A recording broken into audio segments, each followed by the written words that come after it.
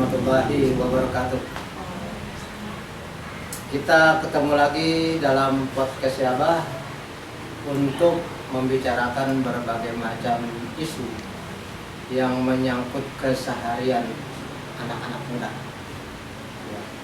Kita bicara banyak hal dan saya merasa ini justru sangat penting oleh karena generasi muda ini jumlahnya luar biasa banyak. Apalagi Indonesia sekarang ini sedang mengalami suatu masa di mana jumlah anak mudanya justru lebih banyak ketimbang anak kecil maupun orang tua. Di tengah-tengah ini adalah generasi yang luar biasa banyak ya. Dan ini pastinya akan menjadi suatu hal yang menarik. Dan ini juga menjadi suatu kelompok yang diminati oleh banyak orang untuk mendukung mereka. Tapi kita nggak mau bicara itu. Kita sekarang bicara tentang keseharian anak-anak muda, terutama ketika sedang berlaku PPKM. Kita ketahui bahwa era pandemi COVID-19 ini sudah berlangsung 3 semester. Ya, 3 semester artinya sudah 1,5 tahun yang lalu. Pasti banyak yang sudah kita alami, yang kita jalani dan menjadi pengalaman untuk bisa diceritakan kepada teman-teman.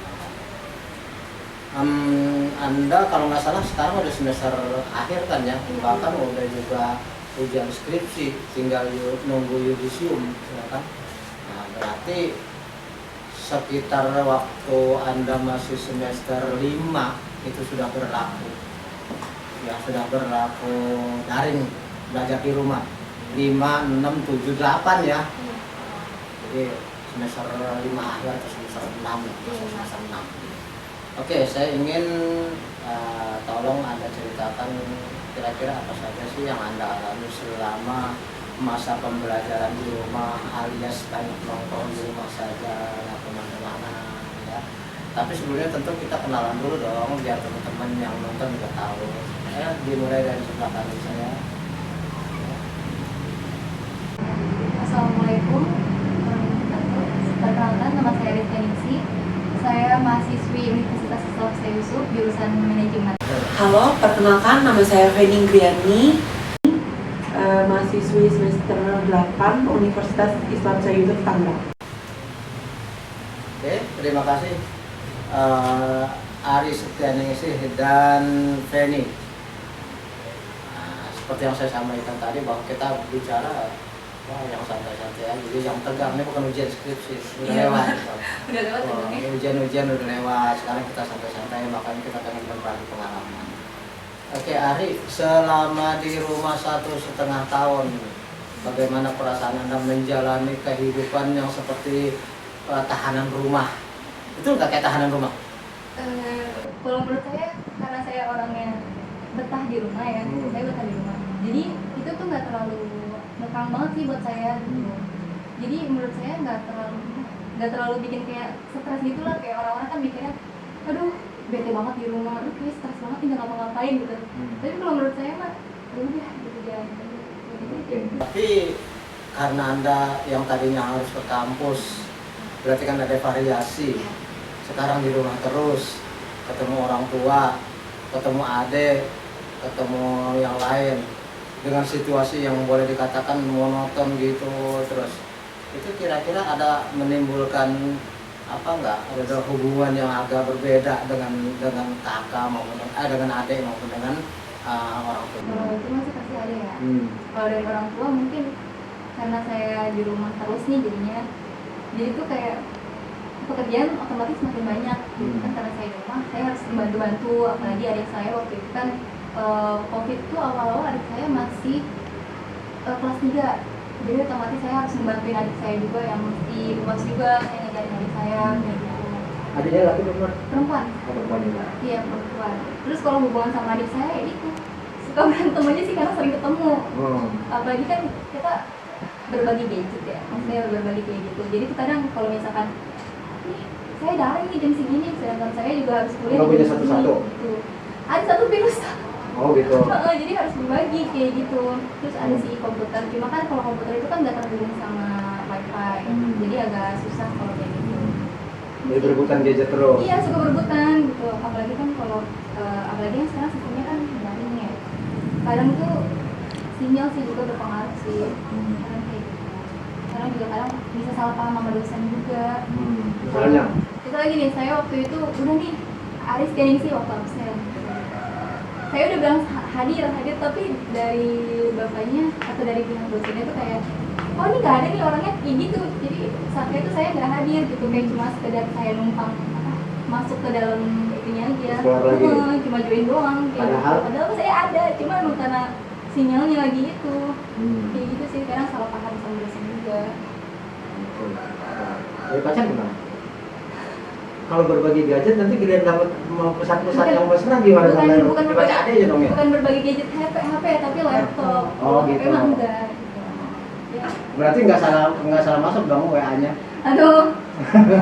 Pernah nggak salah masuk? Enggak. Ada pesan-pesan mesra dibaca sama adanya ketahuan gitu enggak kan? Sih, enggak lah. Enggak ya? Oke. Biasa. Gimana kalau Feni? Kalau dari aku, kalau aku sendiri emang anaknya suka keluar rumah. Jadi ada bosennya. Pas waktu pertengahan tahun kemarin, pertengahan itu udah mulai nih bosen-bosennya di rumah gitu kan. Cuma ya COVID-nya masih naik, jadi ya udah terpaksa masih harus di rumah. Terus juga karena seringnya dulu itu keluar rumah, jadi jarang bantuin orang tua. Nah sekarang jadi rajin, ya jadi ngerasa nih disuruh-suruh sama orang tua gitu. Terus kalau banyak pamer dong. Iya, ngeluh ya paling sih Mbak. Terus kalau misalnya sama saudara sendiri, kalau saya pribadi, saya akurnya sama adik saya. Tapi kalau sama kakak emang sering nggak akur. Kamu anak keberapa dari berapa? 3 dari 5 bersaudara. 3 dari 5. Kamu nomor? 3. Oh, nomor 3. Iya. Berarti ada di atas, ada di bawah. Oke. Terus kalau ke atas hubungannya gimana? Kalau ke kakak pertama akur. Kalau ke kakak kedua enggak. Biasanya sama-sama cewek kan? Iya, cewek semua Mbak justru. Oh, 5 cewek. Iya. Cuma ke yang itu doang sih, yang ke anak kedua doang, Pak. Kalau ke yang bawahnya justru deket. Iya. Orang tua gimana? Orang tua deket juga sih, tapi lebih deket ke mama sih. Oke, ini berdua nih, kalau lagi timbul bete, itu nggak bisa dihindar, semua manusia pasti mengalami. Kamu gimana nih? Lagi timbul bete, biarpun kamu betah di rumah, suatu saat kamu pasti bete juga.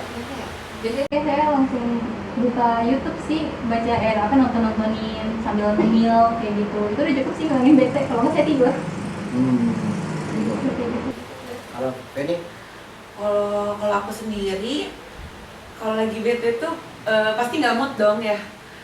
Kalau misalnya diajak, namanya juga banyak saudara, diajak ngobrol, itu pasti bawaannya kesel tuh Bang. Emosi, tapi pokoknya jangan diajak ngobrol aja sih, ya paling sama kayak Ari. Nonton YouTube, buka sosial media, gitu aja sih. Waktu lagi nyusun skripsi, ketemu dosennya gimana tuh? Susah, itu bener-bener susah. Luar Perjuangan biasa. banget sih, Ya, perjuangan gimana? banget. Kalau sama dosen pembimbing pertama kan mungkin karena masih satu kota, jadi mudah buat dihubungin, mudah buat kayak disamperin, kayak buat bimbingan kayak gitu. Tapi kalau untuk pembimbing kedua, kita harus ke rumah beliau yang ada di Jakarta Timur ya, di Jakarta Timur. Jadi sewaktu sempro itu, sebelum sempro ya, masih kita penyusunan proposal itu, kita tuh frekuensi buat berkunjung ke pembimbing kedua itu cukup sekali aja untuk minta tanda tangan, karena semua diserahin lagi sama pembimbing pertama. Tapi pas setelah kita sempro kan kebetulan pembimbing pertama saya ini kan terkena COVID, jadi diserahin ke pembimbing kedua saya. Jadi otomatis frekuensi saya untuk ketemu dosen kedua saya, pembimbing kedua saya itu jadi semakin sering. Jadi saya dan teman-teman tuh harus bolak-balik ke tempat. Berapa kali sana? Wah, saya bisa 5 kali. Oh iya? Iya. Enggak pakai daring aja? Nggak bisa. Beliau nolak karena keterbatasan juga Pak. Jadi waktu itu pernah sempat tuh 5 kali ke rumah pembimbing kedua saya buat bimbingan. Apalagi kan beliau juga kayak tadi Penny bilang punya keterbatasan dalam penglihatan sama pendengaran juga. Jadi mau nggak mau kita harus nganterin ke sana gitu kan. Oke, ini sama ya? Sama. Terus sekali datang berapa orang tuh? Dibatasin sih. Bener sih. Tapi Nah. sewaktu awal-awal tuh waktu sempro sebelum PPKM ya, sebelum PPKM itu bisa 10, bisa 12 kayak gitu. 12 orang sekaligus. Bukan nggak boleh rame-rame. Itu Justru sebelum PPKM juga bingung Mbak. Nah, Itu sebelum itu PPKM. udah PPKM tuh, begitu juga. Belum, itu kayaknya waktu belum ya, proposal. Belum. Enggak, setelah proposal Kalau selesai. Setelah proposal tuh Kan justru intensifnya setelah proposal. Iya. kalau habis proposal tuh kita dibatasin sama beliau tuh 6 orang. 6 orang.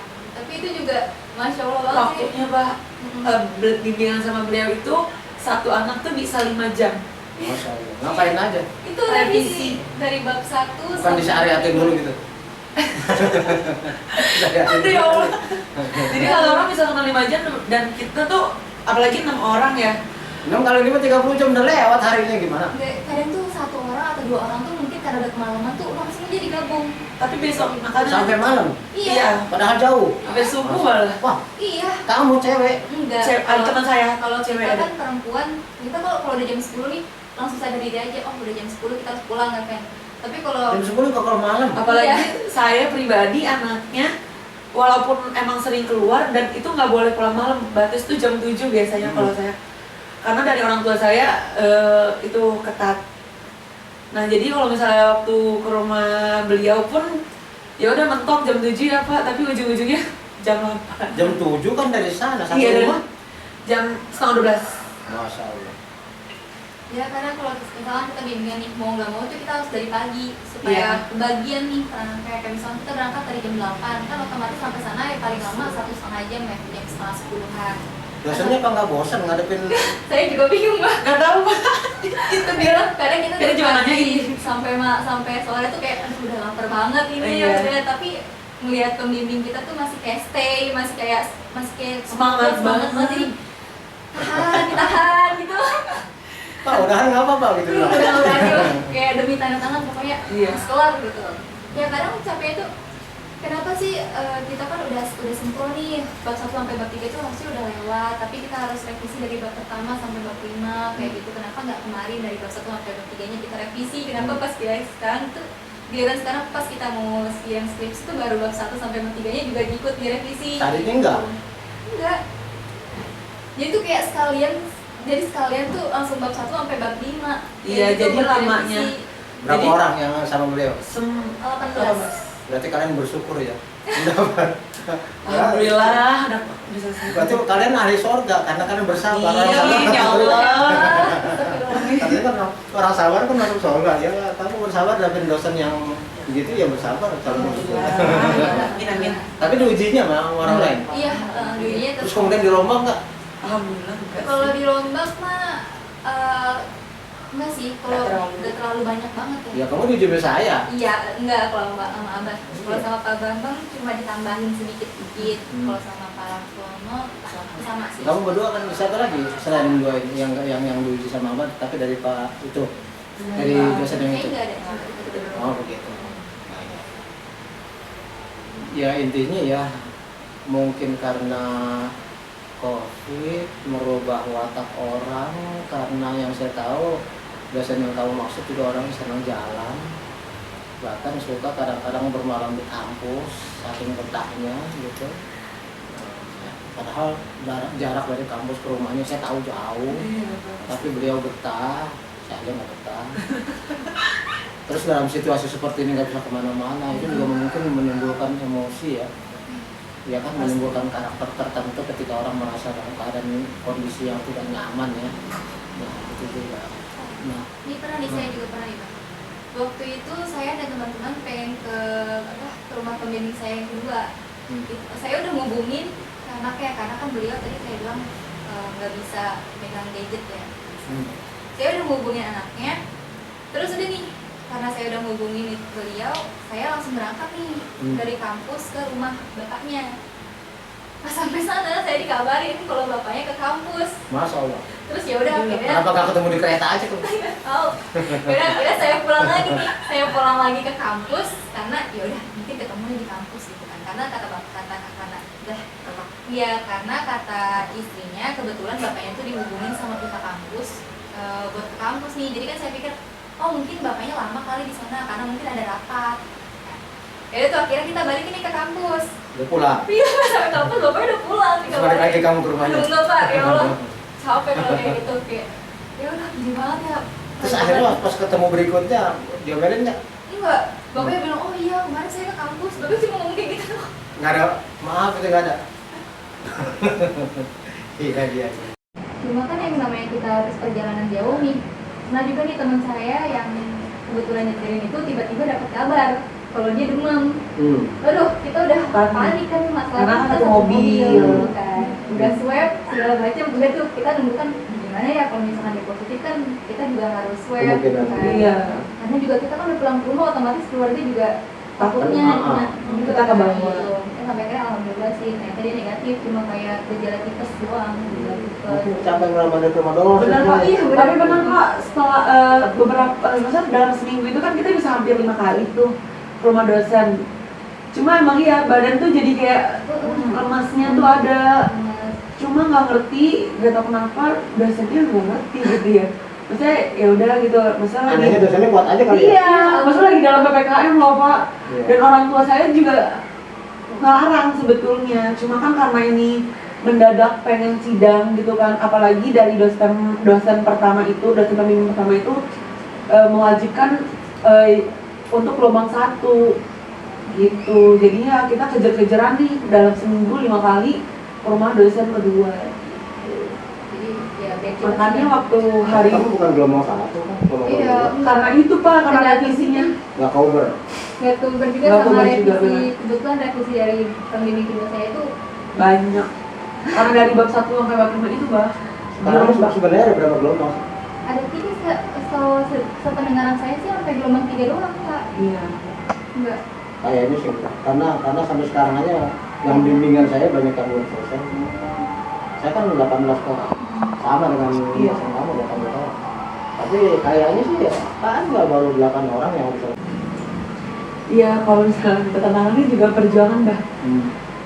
Bolak-baliknya ke rumah dosen kedua itu karena yang dosen pertama kan COVID, jadinya dialihin ke dosen kedua gitu sih. Terus yang itu kan karena kita ini kan ke Jakarta, maksudnya itu biar kita nggak ribet itu kan kita otomatis harus perbaikan di sana, ngeprint di sana, kayak gitu.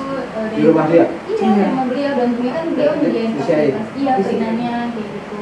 Jadi nggak terlalu militin sih kalau kayak gitu. Jadi habis kita perbaikan kita langsung benerin di sana, terus langsung ngeprint, perbaikan lagi kayak gitu. Jadi sampai benar-benar Gitu. iya pokoknya Kenapa nggak diperiksa aja waktu di sini? apa gimana? Diperiksa sama komputer. Bapaknya nggak bisa. Nggak bisa Bang. Nggak bisa kerja. Iya. Jadi tuh capek kayak ngeprint ulang kayak Tapi kertasnya dari beliau. atasnya dari mahasiswanya. Ngirim alatnya. Iya, iya. Baik, sesuai dengan pembicaraan kita, intinya bahwa apa yang kamu alami selama masa penulisan skripsi di masa pandemi, tapi ketemu dosen kamu itu dosennya bersyukur dong, jadi nggak bete. Iya, alhamdulillah bersyukur. Kan jadi malah Bisa jalan-jalan. hari-hari penuh dinamika dong. Iya kan, jadi bisa Alhamdulillah jalan-jalan terus. rasain ternyata Bisa sesulit ini. Iya. ternyata seperjuangan. Artinya di balik kesulitan kan ada kesenangan juga kan ya. Iya. Yang akhirnya malah jadi kenangan kan. Iya, alhamdulillah banget sih kalau Kalau yang biasa-biasanya kan justru nggak ada kenangan ya kan. Iya. Wah, ketemu Flat aja gitu ya. Ya, begitu aja. Tapi kalau ketemu yang aneh ya, misalnya yang ketemu yang apa namanya unik, itu kan malah jadi kenangan seumur hidup.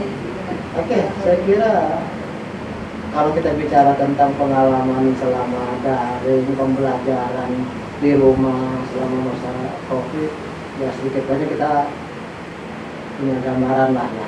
Bagaimana kita di rumah dan bagaimana pengalaman Anda selama mengurus skripsi di masa COVID. Baik, terakhir saya kira Ari maupun Penny bisa menyampaikan apa, bukan pesan terakhir ya. Enggak, tadi Istilahnya suatu apa gitu. Komen terakhir. buat teman-teman yang lagi berjuang ngerjain skripsi, pokoknya tetap semangat walaupun dosen kalian susah banget buat ditemuin atau dosen kalian ngasih banyak revisian, pokoknya tetap semangat. Pokoknya di balik kesusahan itu ada kemudahan. teman-teman yang sedang menjalani penulisan skripsi.